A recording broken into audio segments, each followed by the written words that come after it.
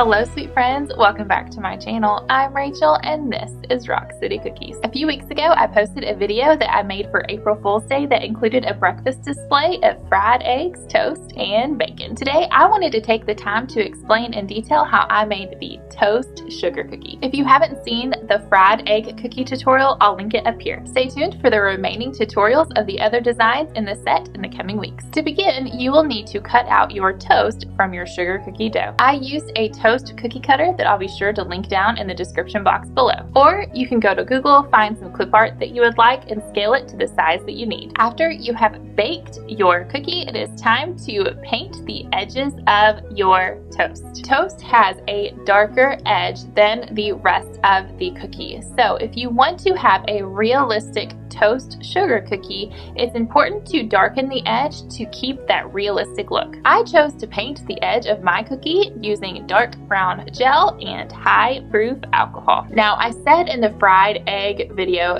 several times that I use a high proof vodka, but I was corrected. What I actually use is pure grain alcohol, literally bottom of the shelf PGA. Super high alcohol content means the alcohol evaporates incredibly fast and it leaves behind zero taste. You can thin down your gel food coloring with water or extracts, but keep in mind that water can eat away at your royal icing if you use too much, and extracts do leave behind a flavor. We aren't using icing here though, so you don't have to worry about water being an issue if you just want to use water and mix it with your gel coloring. Paint all the way around the edges of your cookie. Be sure to get all of the sides of your cookie as well as a little bit on the top. Perfection and precision is not necessary, and this step can be done pretty quickly. Next, you will want to spread granulated sugar on the top of your cookie. Spread the sugar over the entire surface of the cookie,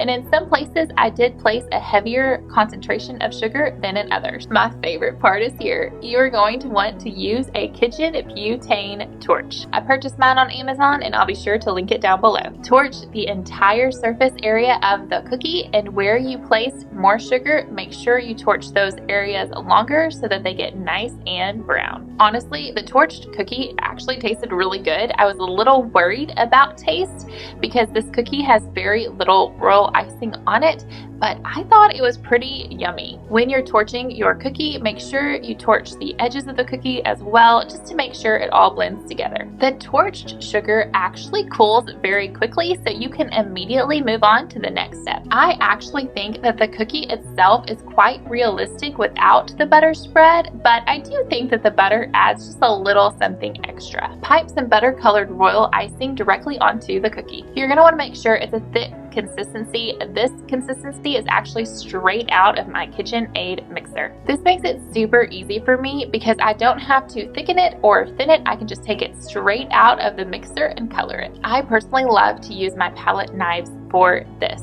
If you do not have a palette knife set, I highly encourage you to get one. I personally waited way too long to buy my palette knife set because I use it all of the time now. If you go to any craft supply store, you should be able to find a set of palette knives.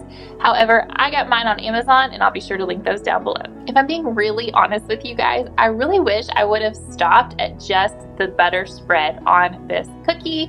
I actually prefer the look of just the spread over the butter pat. But since I did do a butter pat in this cookie set, I thought I would go ahead and explain it. If I could do it again, and I did do a butter pat again, I would actually use the same royal icing that I used to do the butter spread so that the colors made sure to match perfectly. Because one of the issues I have with my butter pat is because I used fondant, the colors do not match and it drives me crazy. So here I just formed the fondant into a square and then I placed it onto my cookie on top of the butter spread.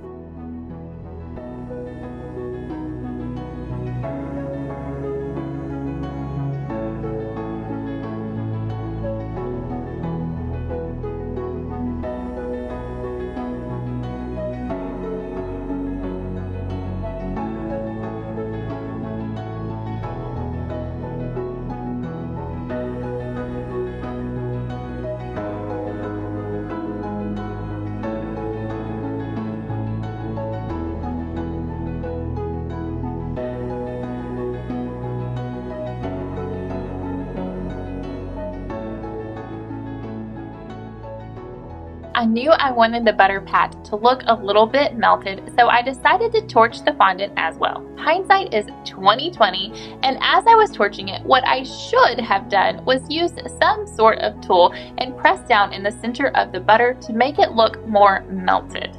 But I didn't do that, and so I just altogether am not like super happy with the way this looked.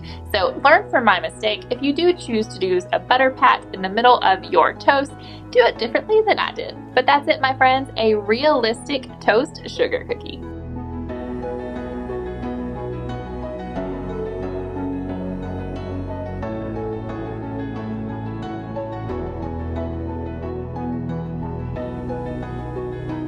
I hope you learned a few new tricks or techniques to try today, and as always, if you have any questions at all, seriously, I'm happy to help. Just send me a message or comment down below. If you liked this video, go and watch this one here next. Be sure to like and subscribe down below, and until next time, my sweet friends, bye-bye. Hopefully this take will be without a meowing cat. Fried eggs. Clearly not fried eggs. Oh, I didn't get the cookie cutters. Hey baby, you get another snack. That's okay. Have Bubba help you open it, okay? I'm a real great mom and I put on a movie so that I can record this. Wada, you can thin down that food coloring with Wada. You can use royal icing to thin down your gel. Do not do that. That's not how this works. Okay, so close. Honest to goodness, I smile so much in these videos that my face literally hurts when I get done.